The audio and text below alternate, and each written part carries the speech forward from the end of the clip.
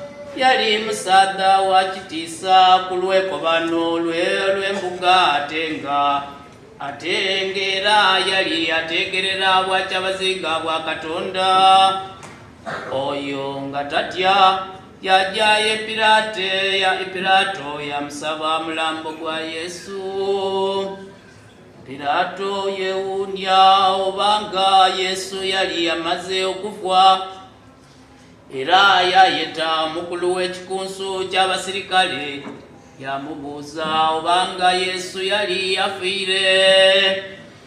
Yagula olugoye olweru yamuwanula ku musalaba, yamuzinga mu lugoye, yamuta mu magombe agaali gasimibwa mu lubaale, yagalangula ebibaale yalita mu mulyango gwa. Olwa Sabato bwe lwabita, Maria Magdalene ni Maria nina wa Yakobo ni Salome bagula obuwowo baje basige ku mulambo.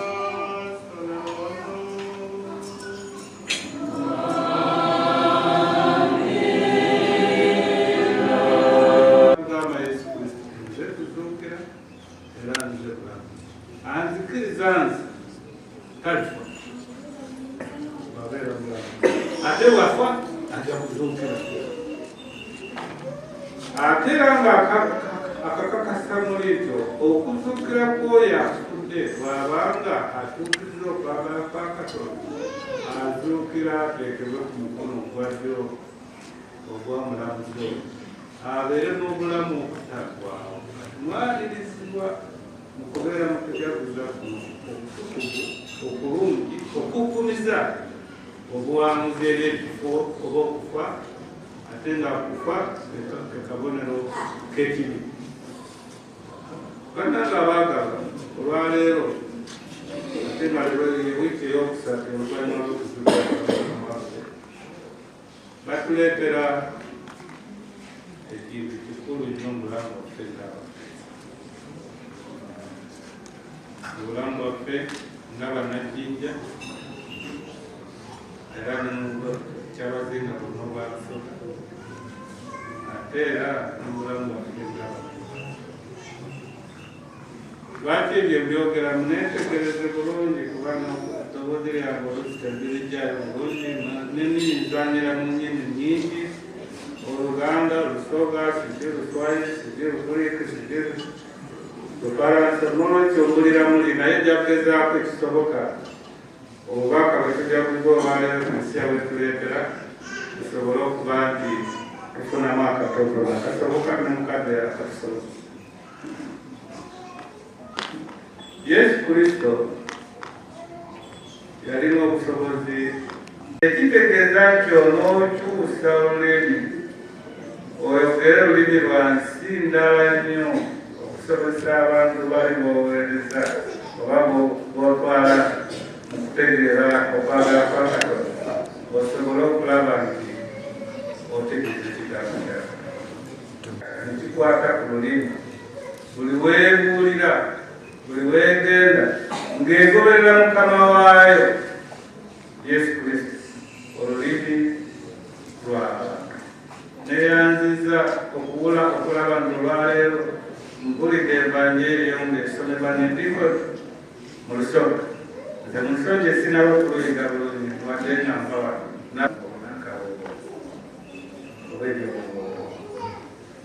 omutawaana ogwabeerawo era n'emitawaana gyaffe gibeerawo ngakumawe.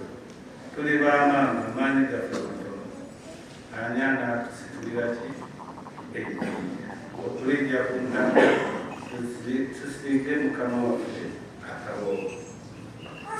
Ejjinja baalisanga efude ate n'okusiiga akawoowo mutali nga bwe natandise amaze okuva mu bafu aleetedde abamukkiriza obuwanguzi n'okufa. Kati omuntu yeebuuza lwaki kyaki esalawo abasinzi b'akawoowo ebaleete mu nnaku zino ez'okuzuukira tusobole okuba nti tubajaguza. Bwe mubanga nga mugoberera okuva ku ntandikwa wano wenaakwatakwatako mpola tusobole okulaba nti tuyita.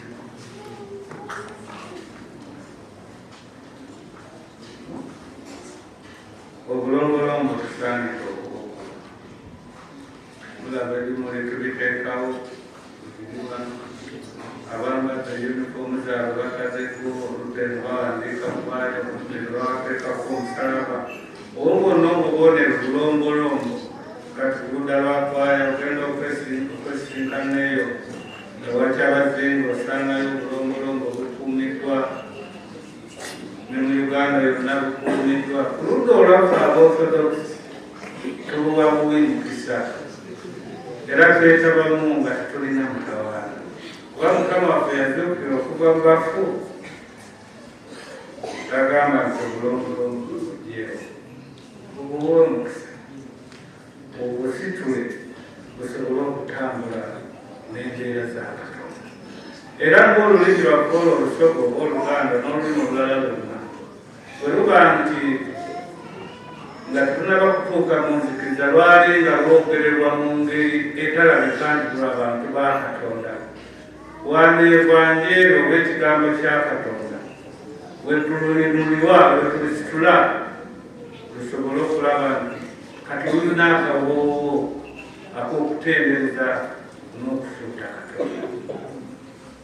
Lusigala lukyali lusoga kubanga n'ebisoka wano asigala nga kyali lusoga, naye kati musoga akyuse omuweereza wa Katonda omulala n'olulimi luweereza Katonda omulala.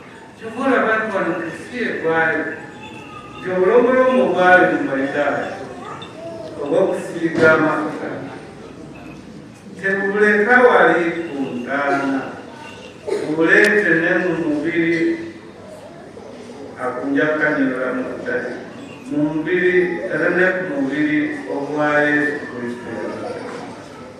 Obulombolombo bwe butuusa olubaka obusaani bulabika nti butono naye bulina amakulu mangi. Bulaga okwagala, bulaga okuwaayo ekitiibwa, ate bulaga okulaba nti omuntu akola awulira nti akikola nga kiva mu mwoyo gwe, mu nzikiriza ye, mu ntambula ze za bulijjo.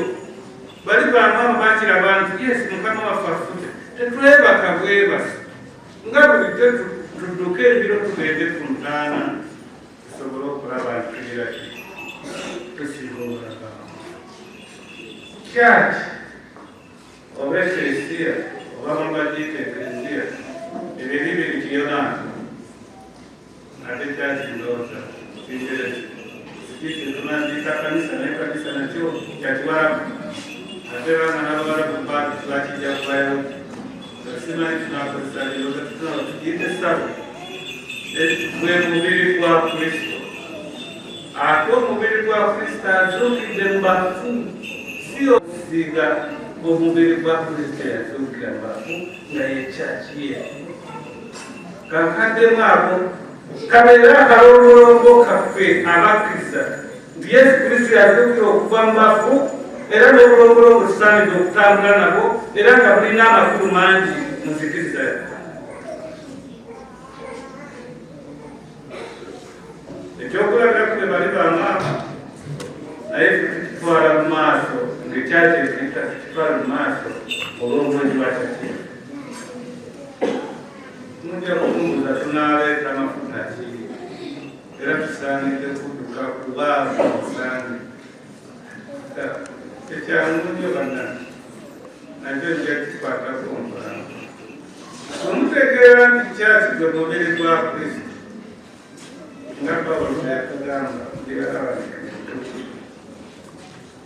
era ng'okutegeera nti kyaki bwebanga ejaguza leero abalesi bakawo naffe tuyita akalombolombo ako tukakuuma muba mumanya bulungi nti temumbuuza kyaki wano wekuliye kyaki.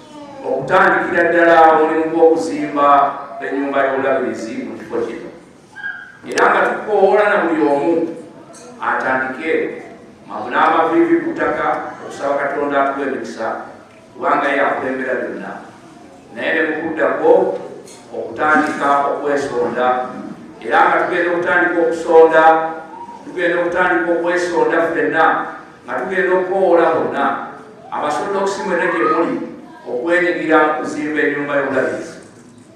Buli muntu yenna kimukwatako okuzimba ennyumba y'obulabirizi, okuzimba ennyumba eneetoololwangamu okuteekebwateekebwa kw'emirimu gya Mukama, na buli yenna awaayo mu linnya lya Mukama omukisa gwa Mukama gumulinnyire.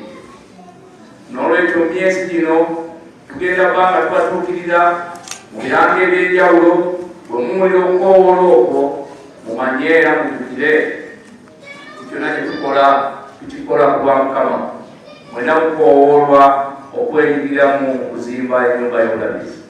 Tugenda kukoowola abantu bonna, si Bakristo Orthodox bonna bokka, naye na buli Bakristo bonna bwe bali, si Bakristo bokka naye buli muntu wa Katonda yenna waali, na bonna bonna Abannayuganda n'abatali okwenyigira mu kusonda kuno okw'obulabirizi okw'ennyumba y'obulabirizi. Era mu ekyo tusaba Mukama asobozese, tujja kubanga tubakoowoola wano, twegayira Katonda atusobozese mu myezi mitono, tulowooza mu mwezi ogw'omusanvu okubakoowoola nate okusooka okusinkanako okwebaza Katonda olw'okusonda okunaabakukoleddwawo. Ate Mukama ng'ayagadde era kijja genda mu maaso n'okusonda mpaka ennyumba y'obulabirizi lw'eriyimirirawo. Eneeyimirirawo buli akkiriza nti ennyumba y'obulabirizi eneeyimirirawo nga naye asonze agambe nti Kristo azuukidde nga Mukama bwe yatuwa eso. Bannange Basoga banange muliyo? Ekiramuso ky'olwaleero Kristo azuukidde.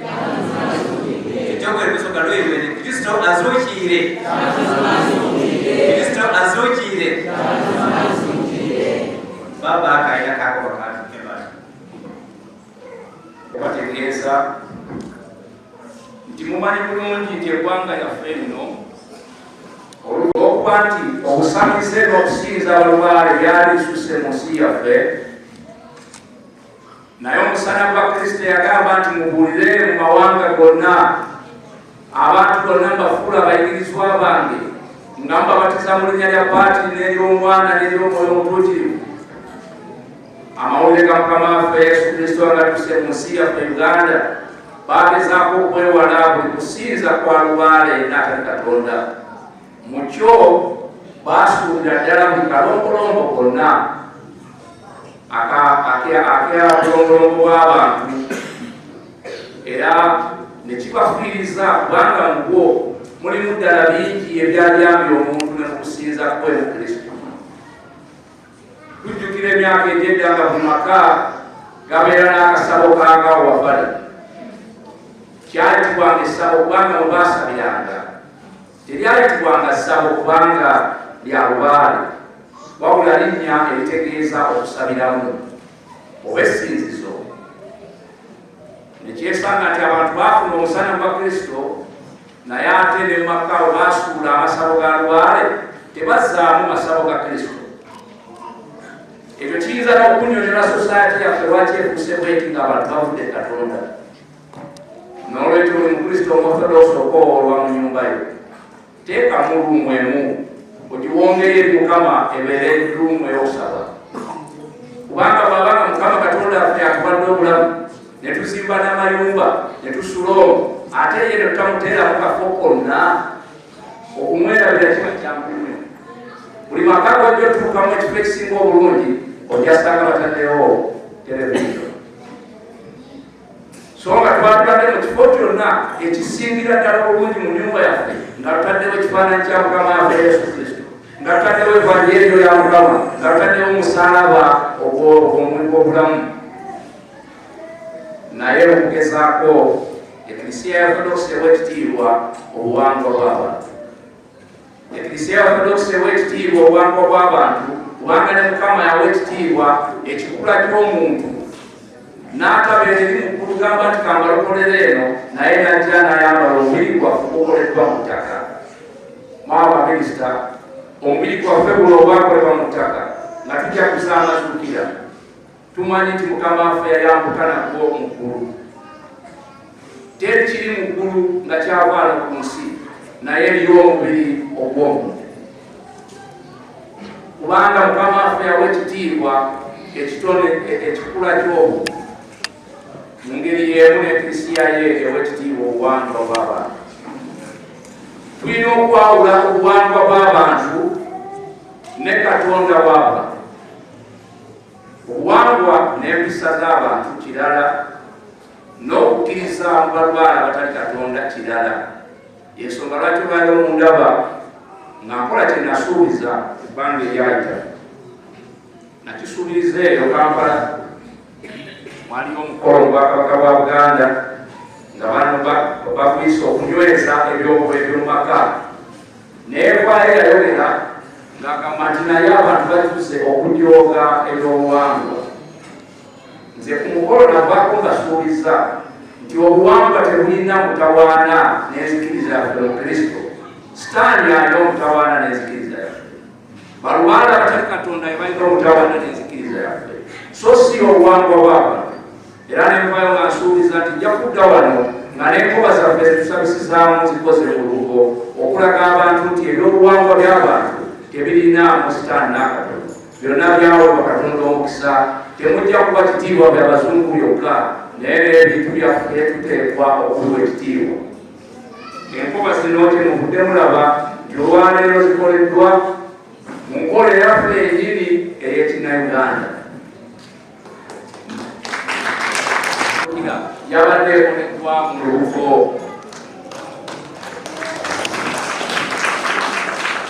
Kubanga abantu bakatona tulina okuyiga okwewa ekitiibwa. Bwe tuteewa ekitiibwa teri agenda kubawa kitiibwa. Mukama abeere nammwe. Maama tusalise nnyo okubeera naawe. Amina. Weewaawo baba waffe Katonda bakagabira mwena okugayita tukulamusa nti Kristo azuukire. Mbaisaamu n'ekitiibwa mwebali kunaniriza wano olwaleero omukolo guno ogw'okuzuukira kwa Yesu Kristo. Basoga banange mwena mwena muliyo? Protoko tyenda kutyolumuna. Basebo mwena mwena ndi batamu ebitiibwa bwengobo mwambalire mwebali kunuma abakyala abali wano embatalemu ekitiibwa tindi mwepandulayo n'obuzibu bwenina. Aye bantu ba Kristo mwena mwena mwebali kujja ku mukolo guno ogw'olwaleero mwebali na kuluma. Nganga alikwogera bangi kansooke neeyandule. Amannya gange ninze Owekitiibwa Joan Machora Kitto nga ninze minisita wa Foreign Affairs mu Kyabazinga wa Busoga nga bwe muwulire agemaganya amakubo g'edda wa Busoga. So kitegeeza nti okuviira era n'embikka awo okuviira ku buligi nene Busiya yona yona awo kasita abakuliya wa Busoga ninze ngemagana nabyo byona byona n'abasoga abalinda wa Busoga. Ndimusanga bwino okuba wano olwaleero Lion Bishops mwebali kundeta ekyaki eno n'akaida omukulundi guno gwakubiri oba gwakusatu era ogwasooka nga katiikira nnyo wano era woona naliwo. Ekyaki eno bikutengazaino okukoba ozira biseera bitenduka ndoolo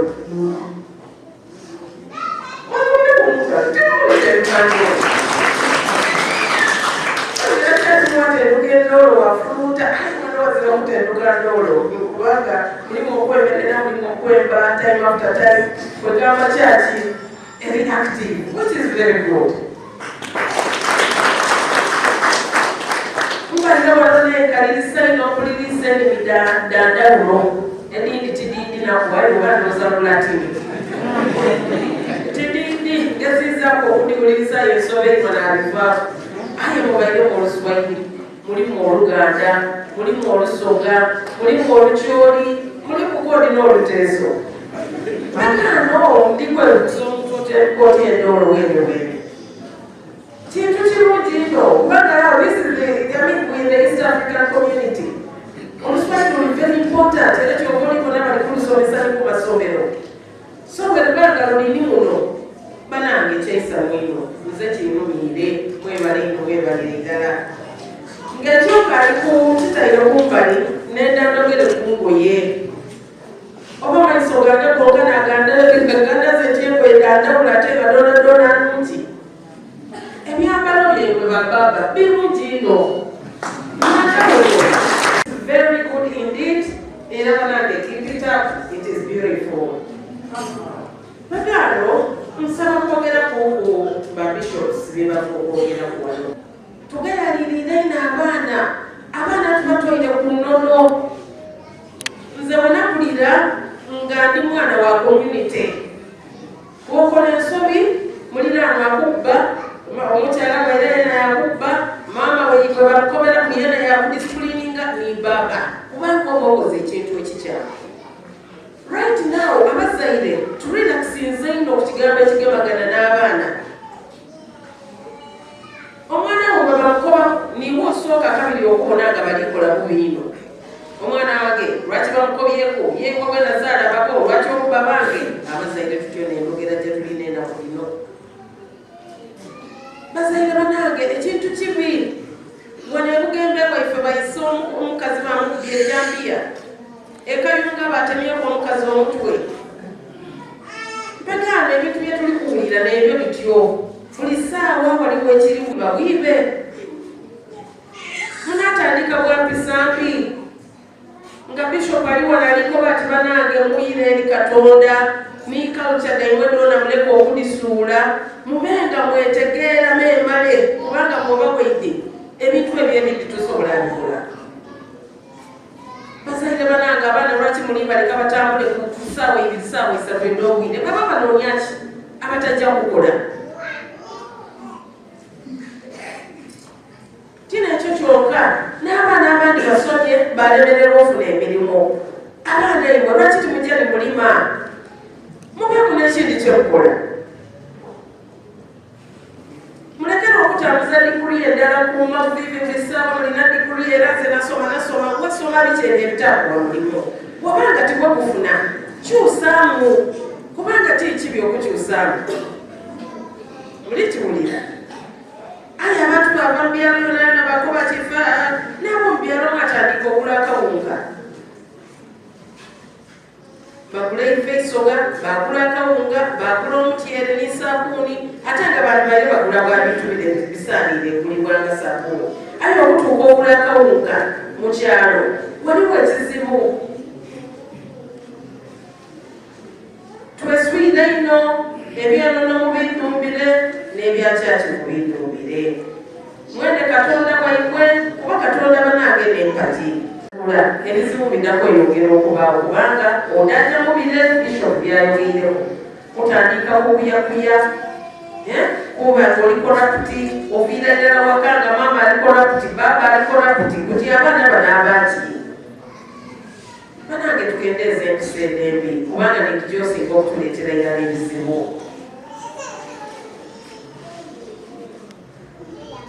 Obusoga bonna kutebenkera kubanga baba Kyabazinga ayenda abasoga benga batebengefu.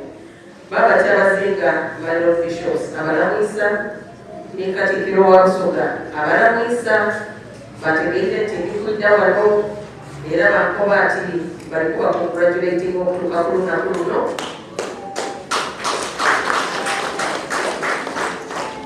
Era bakoba ati tweyongera okulanganira awalala olw'ensonga y'abantu baffe.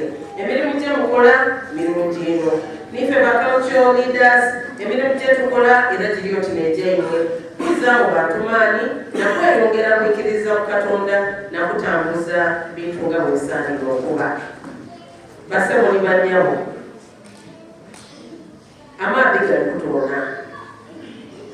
Bwemba waigulu wano nga tyogeire ku climate change mbaani bwinga mwene. Amaadhi gali kutoona abandi baliko batyemeretere balikuba mangi ino aye musimba emmere. Embeera ya weather yakyuka tulina obuzibu wane Busoga tukalikuulengera ayes dona edisinga naddala emyezi gino egiweireko embeera ebaire empinto timubonanga kwabandi sino ekibaire mu Amerika kibaire kibi ino nti sino yedda yabiika amamotoka n'abantu abali mu ngira bonabona balitambula emotoka yababiika bafiira mu mamotoka. Changes of climate. Tulina kutya abandi abali mu winter era olina okuwaako amataba gafuuse amataba gali kuyita abantu buli lunaku mu nsi eddo. Ife twadeero enebuyende duuzi kabiri amabaati gavaako embeera tiyabuliddyo gye tuliko tiyabuliddyo n'olwensonga eyo mwetanire nnyo ekigambo kya climate change. Amusimba emiti bw'oba ng'osobola simba emiti ewuwaawo kabiri ennyumba etenda kutwalibwa kubanga oziraku muti waire n'ebibala kubanga gye bwida tukujja kubirayo mundala endala eyeruma emyaka egyo olw'ensonga nti abantu bali kusimba bulungi mmere ate mpulira nti n'abagitereka mu byati kabiri bano bishopu baaliweire ku batambula obwire kabiri bajja bamenya ebyati byabana banange twekube mu mitima abantu babe bayikaikamu. Obusoga ekisinga tutawaanya nkwe olugambo obutalendeza okubaawo ng'amuntu akoba ti byona byona nikamala byonna.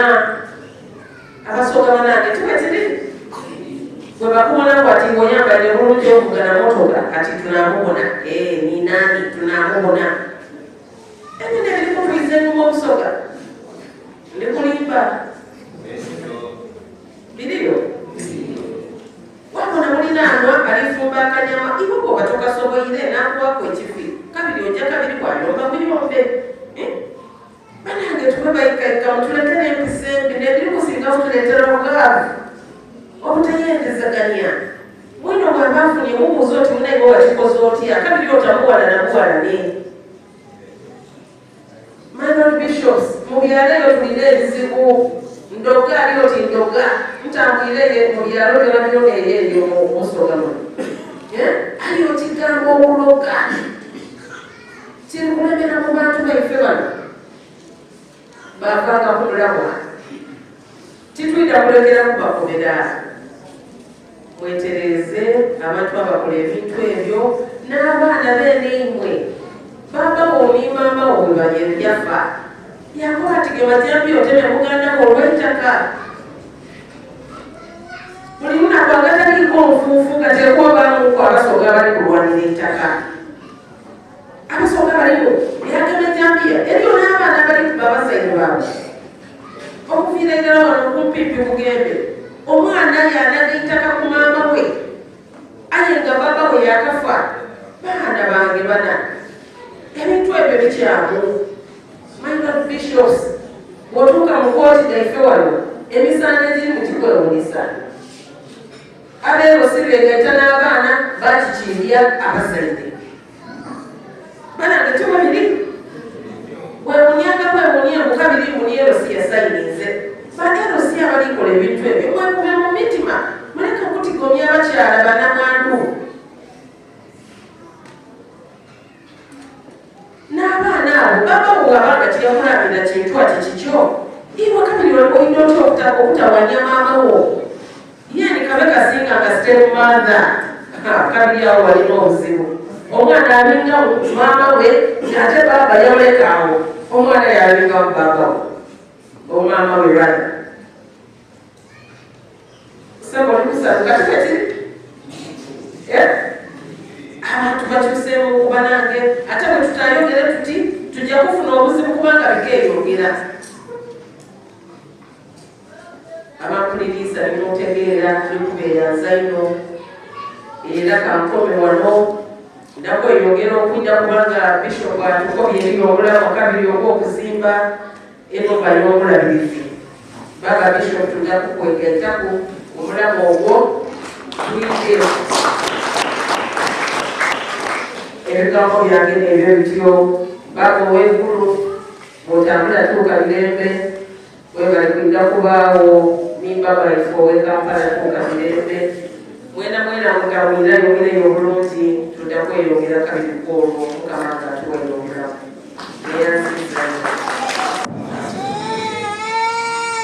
wangu wekitiibwa tweyansiza nnyo ebigambo ebirungi ate nga bizimba era tusuubira nti bituuse emitima gy'abantu bonna kubanga biriyokwako mirembe okutebenkeeza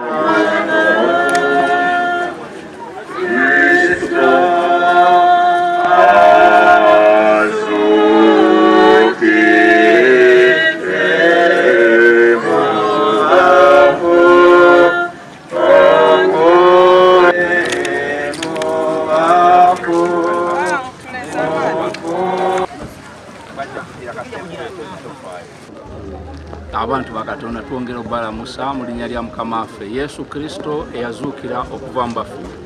Ffe abakristo aba Orthodox tukyagenda maaso n'okujaguza amazuukira.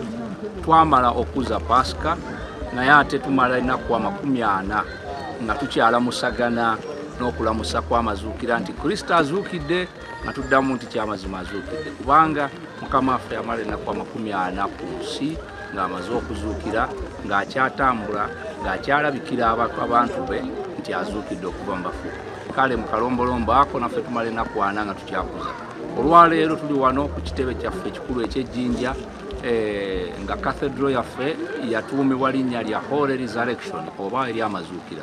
Ensonga lwaki tufunayo olunaku mu nnaku zino ez'amazuukira ekigo kyaffe ne kikuza olunaku lwakyo. Kale olunaku luno olwaleero naliyuse nti lunaku olw'ekifo. Olunaku lw'ekifo naye nga lulondebwa mu nnaku zino ezigoberera amazuukira nga tukyajaguza amazuukira tujaguze olunaku luno. Tusanyukira bonna abeetabye awamu naffe olwaleero. Tubadde ne balabiriza okuva e Kampala Metropolitan Jeronymos, tubadde n'omulabiriza okuva eggulu Bishop Nectarios, bonna tubasanyukidde. Tubadde ne minisita waffe tweyanziza nnyo obubaka bwatuwadde obw'abantu okukuuma obuwangwa bwabwe nga obubaka obwo nga bwenjogedde ne mu Eklisiya nti abantu ba Katonda mwewe ekitiibwa, muwe Katonda ekitiibwa ate naffe twewe ekitiibwa nga Bannayuganda. Tukuume n'obuwangwa waffe nga tetutabulwa mu kukuuma obuwangwa. Tekitegeeza kukuuma byawongo oba ebyabalubaale oba ebya sitaani. Tubige okwawula ebya Katonda, tusobole okwawula nti ebintu ebimu bya buntu bya mpisa za buntu ate ne wabaawo n'ebyokusinza. Ebyokusinza oluvannyuma lw'okufuna omusana gwa Kristo Yesu kakatusinza Kristo. Bwe twatula yekka yekka bwe tuwanikira emikono mu kusinza ne mu kwegayirira.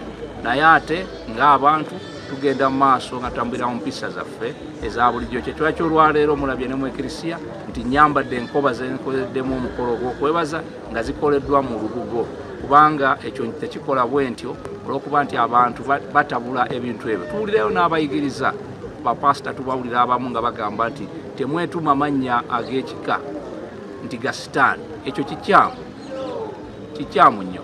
Omuntu yenna alina okubeera n'obuwangwa bwe era nga tubuwa ekitiibwa kubanga ne Mukama Katonda yennyini yabuwa ekitiibwa. N'olwekyo tuwa ekitiibwa obuwangwa bw'abantu naye ate tuwa ekitiibwa okusinga Mukama waffe Yesu Kristo. Mukama awe omukisa abantu bonna. Tutambulire mu kuzuukira kwe, empisa zaffe zizuukire, embeera zaffe zonna zizuukire. Bannayuganda bangi bagamba ntukkiriza mu Mukama Katonda era baatula Yesu naye ate ebikolwa ebiseera bingi tulaba nti ebikolwa byanjawulo. Abantu bakyatambulira mu kubbangana, abantu batambulira mu corruption, abantu batambulira mu bukaba, abantu batambulira mu mbeera ez'enjawulo. Tuwulira abatta bannaabwe, tuwulira abayisa bannaabwe obubi, tuwulira ebintu bingi ebigenda mu maaso. Byonna baganda bange tebiraga kukkiriza mu Katonda, tebiraga kukkiriza mu Kristo. Ababikola ate bangi, aye tuwulira bangi abagamba nti bonna bulamu babuwadde eri Mukama. N'olwekyo tusaba bonna abakkiriza tuddeyo mu kwenenya, ffenna abakkiriza mu Kristo tuzuukirire wamu ne Kristo. Obulamu bwaffe bubeere obuzuukidde mu Kristo Yesu. Era tusaba Katonda nga bwenjogedde ne mu Eklisiya nti ffe Orthodox olw'okuba nti olumu Pasika yaffe Easter yaffe ebeerawo ebisundi egisinga wiiki emu oluvannyuma lwa Easter y'Abakristo abalala. Weesanga nti tuyinaayo kiyitibwa Easter Monday ng'eyo ng'eri public holiday. Tusaba Katonda oba oli awo abakulu abatutwala abakulembeze banakirowoozaako tulabe nga n'abaorthodox bafuna olunaku nti mu wiiki yaffe entukuvu obanga Easter ewedde ne Easter Monday ebeere nga nayo abakristo abaorthodox babeera baddembe. Olunaku lwe tukuza olwaleero mu mpisa y'ekristo yaffe ebigo byonna ebiyitibwa Holy Resurrection bikuza ng'oluvannyuma lwa Easter ate biddamu ne bikuza ku Easter Monday, naye ffe tetukisobola olw'ensonga luba lunaku lwa kkola. Kyekyo bakitulondayo olunaku lwa Mukama oluddako Sande eddako ne tukuza, naye nga tusaba Katonda kiteesebweko kirowoozebweko n'abakristo abaorthodox nabo bafune olunaku bwe basanyukira oluvannyuma lw'amazuukira Easter Monday. Mukama akiwa omukisa, naye okusingira ddala Mukama awa omukisa Bannayuganda mwenna, Mukama awa omukisa ekibuga kyaffe Jinja n'abantu bonna tutambulire mu kuzuukira kwa Mukama waffe Yesu Kristo. Greetings in our Lord Jesus Christ who rose from the dead. We continue with the Orthodox Christians to celebrate, to live the joy of the resurrection. Our Lord resurrected from the dead and he lived manifesting himself to the people, and those who saw him were proclaiming the news of his resurrection for 40 days. 40 days after his resurrection, he will rise again to the heavens, to sit on the right hand of the Father. But before rising to heaven, 40 days, risen from the dead, he is appearing to the people.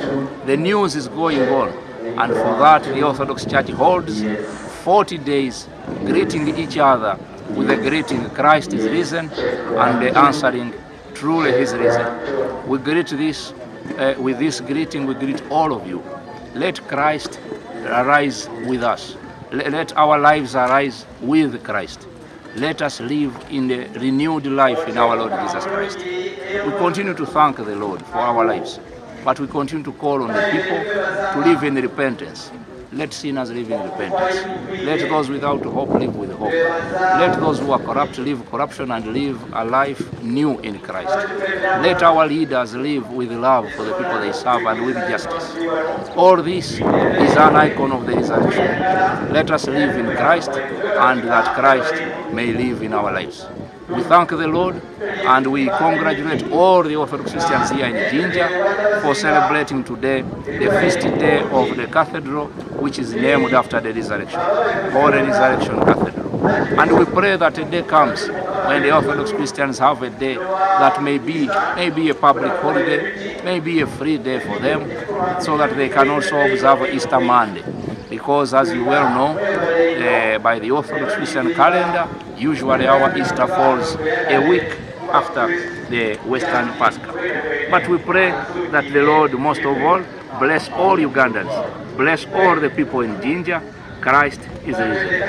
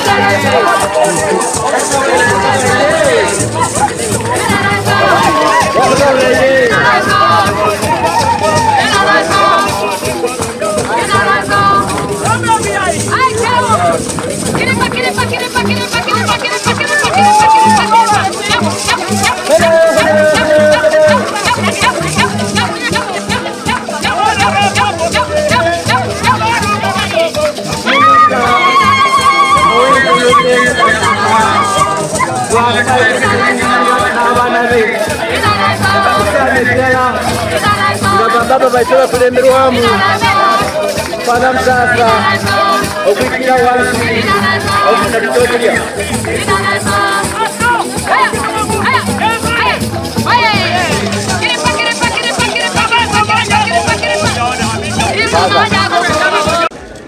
ayinza tuze ku kyoto tukamala Linda nkongole